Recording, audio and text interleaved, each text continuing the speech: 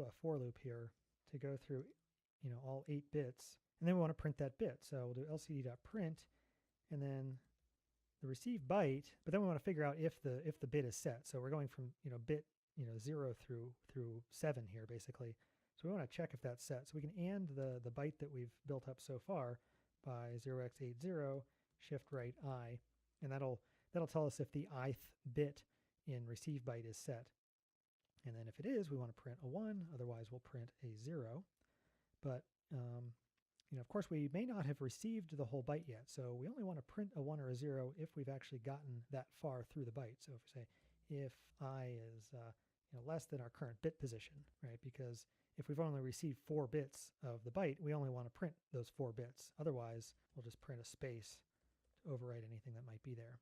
And so that should output, so that should output our message on the first line, and then on the second line, it'll output the 1s and 0s that we've received so far of the current byte.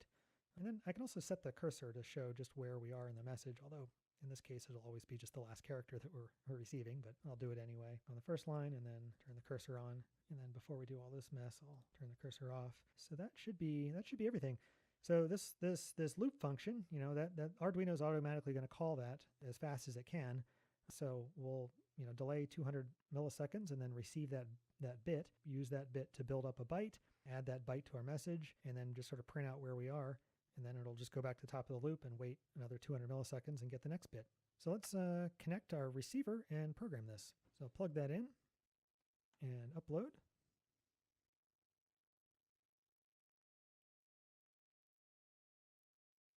And there it goes. And you can see it's just printing zeros, which makes sense, right? Because this is our input, and our input is just low. So it's looking at that every 200 milliseconds, and every 200 milliseconds it's low, so it reads in a 0. So we're just getting a bunch of zeros. So now let's hook it up to our transmitter and send it some data and see if we can get it to receive that correctly.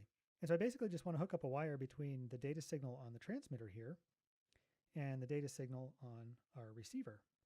And because our signal is a voltage, and a voltage only makes sense as a difference of potential, both of these need to share the same ground potential.